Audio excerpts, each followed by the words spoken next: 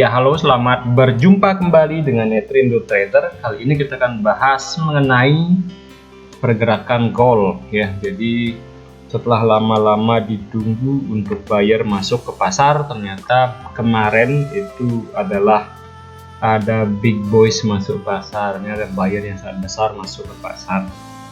Jadi kita mulai dari trend time frame 1 hari ya. Nah, jadi seperti ini, saya kira dia akan ke 1600 dulu, baru kemudian dia naik untuk menuju ke titik saatnya lepas dari untuk koreksi yang lebih lanjut ya. Ternyata kemarin itu setelah menyentuh harga terendah di 16.15, emas akhirnya koreksi ya. Dan dia menguji level resisten di harga kemarin, dia tertingginya di 1662 ya. Nah, setelah itu memang ini adalah titik, saya sudah tandai tanda merah, ini adalah garis di mana resisten kuat. Jadi kalau ini mau ngebreak, maka dia di break ini, kemudian dia menuju bisa ke 1778. Nah, ini di candlestick daily ya. Artinya di sini ada support baru, artinya kita bisa tandai bahwa ini adalah tanda ada support di sini yang cukup kuat sehingga dia bisa melontarkan ke harga ini. Ya.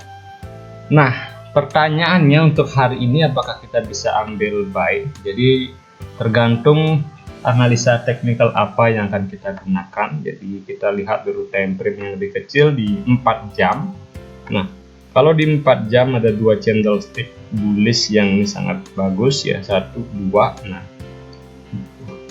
kalau kita menganut, kita analisis menggunakan supply and demand, maka kita akan menunggu di sini untuk buy. Ya. Kita akan menunggu di sini untuk buy di time frame 4 jam ini. Nanti kita tandai di time frame 4 jam, kemudian kita meloncat 2 time frame berikutnya. Jadi misalnya 4 jam, 1 jam, berarti di 30 menit kita eksekusi. Nah, di tanda biru ini. Nah, itu kalau kita menggunakan strategi supply and demand ya. Jadi disinilah nanti titik kuat dia bisa menuju ke sini. Kemudian kita lihat candlestick apa terbentuk di sini. Jadi bullish engulfing atau pin bar. Nah, kita bisa eksekusi untuk ambil posisi buy, stop lossnya di bawah ini ya, di 16.13. Nah, bisa seperti itu kalau menggunakan supply and demand. Ya, sebenarnya kalau di time frame 30 menit di sini juga ada area supply ya. Jadi ini, jadi dia bullish, kemudian ada tanda bearish, kemudian dia naik ya. Itu bisa juga.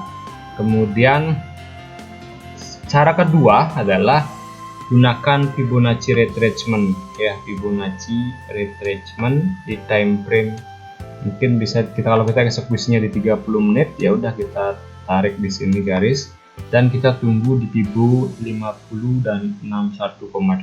Jadi Fibo 0,5 atau 50% ada di area ini dan 61 ada di sini, dan tepat juga ini adalah area demand untuk time frame 30. Jadi di sini kita tunggu untuk ngambil buy, kemudian kita tunggu pola candlesticknya di sini dan stop lossnya di bawah ini ya.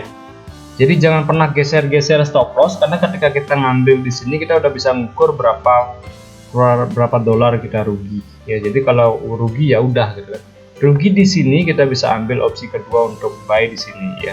Target profit itu bisa menuju di sini ya, jadi di merah ini 1656, tapi kalau ini di break kita bisa tahan sampai ke 1678 ya. Jadi seperti itu. Nah, itu kemungkinan kalau kita gunakan dua strategi, menggunakan Fibonacci retracement dan menggunakan supply and demand ya. Jadi ada 2 opsi, kita tunggu untuk pasang posisi buy di sini ya. Jadi di sini 1 dulu ya. Nah, ini kita turunkan ya. Kita ambil di sini.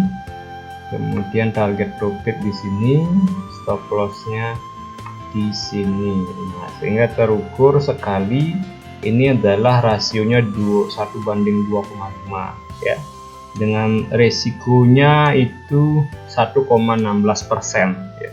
Nanti silakan berapa modal kalian itu tentukan untuk mengambil berapa jumlah lot untuk transaksi.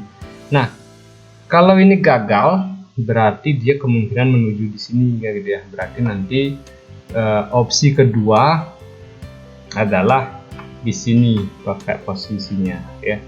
Jadi kemungkinan kita tunggu di sini dengan target profit itu juga sama di sini ya, di sana, kemudian stop lossnya juga di bawah sini. Ini rasionya 1:3 kalau kita. Jadi ada dua strategi plan hari ini, 1, 2 ya, 1 dan 2. Kalau ini kena stop loss, ini kena stop loss, jangan dah trading. Jadi habis trading kita, plan kita hari ini, kita tunggu besok dan kita ambil trading plan lagi. Jadi trading itu seperti itu. Jadi kita punya planning, kita punya berukur resiko. Misalnya kita modalnya $1.000 gitu. Jadi kita resikokan misalnya ambil posisi di sini kan, misalnya kita open posisi di 16.38 gitu ya. Stop lossnya kan jelas di 16.31, berarti ada 80 pip. Kalau 0,1 lot berarti kita udah mengalokasikan kerugian $80 di sini. Kemudian di sini misalnya kita open posisinya di 16.23 gitu, stop lossnya di 16.13 berarti sekitar 100 pip. Artinya kalau kita open posisi 0,1 lot dengan modal $1.000 berarti kita udah rugi $100. Nah, kalau kedua-duanya kena planning kita berarti kita udah rugi $180 hari ini saja ya. Jadi itu caranya trading. Habis itu kita berhenti trading hari ini. Nah, kita lagi analisis, kita lagi buat planning trading. Kemudian kalau sudah punya lagi planning trading, ya udah kita eksekusi lagi. Nah, itu kalau semua kedua-duanya ini salah. Kalau misalnya ini salah, ini benar, maka ini kita rugi $80. Ini bisa kita profit misalnya sampai ke sini juga dia. Jadi dari harga 16.23 menuju ke 16.58 itu kita dapat sekitar berapa pip ya?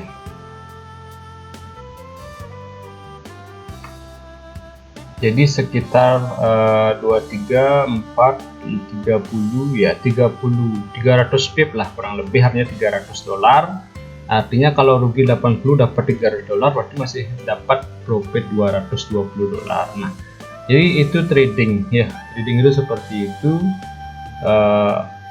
Kalau rugi ya nggak masalah gitu. Jadi memang kita sudah dari awal kita buat trading plan, kita sudah tahu risiko dari setiap kita open posisi ya. Jadi mungkin itu untuk analisa hari ini. Jadi bisa, ini adalah salah satu contoh cara membuat trading plan, dan kita sudah tahu kalau modalnya $100 ya jangan open posisi 0,1 lot gitu ya. Jadi 0,01 saja, sehingga ketika ini salah kita hanya hilang $8 dan ini tambah $10. Kalau ini profit dapat misalnya ini berapa, 38 ke 58 gitu, berarti sekitar 20. Ini dapat $20 gitu kan, lumayan ya. Kalau rugi ini $8 kita dapat $30, dikurang $8 dapat $20 ya. Jadi seperti itu trading itu, sehingga modal yang $100 kita rugi hari ini totalnya misalnya $180 ke $118 kalau 0,01. Kalau modal 1000 kita rugi $180, yaitu sekitar 1,8% gitu ya. Jadi tidak begitu, artinya masih banyak modal yang bisa kita gunakan untuk trading berikutnya. Jadi jangan sampai sekali trading untuk menghabiskan semua modal yang kita punya ya.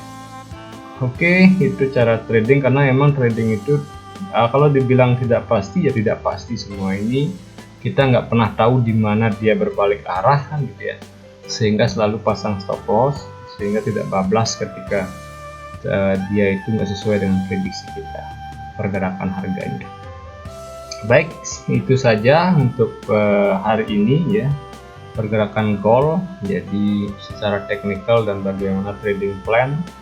Nah, disclaimer untuk para trader semua bahwa ini hanya sebuah video pembelajaran, jadi bukan rekomendasi untuk nge-buy atau sell. Nanti kalau rekomendasi itu keputusan ada di masing-masing trader ya. Jadi silakan, bahwa ini tujuan saya adalah edukasi, bukan untuk memprovokasi biar kalian tuh mengikuti trading plan saya. Oke, sekian dari saya. Terima kasih sudah menyaksikan video ini. Sampai berjumpa kembali di video selanjutnya.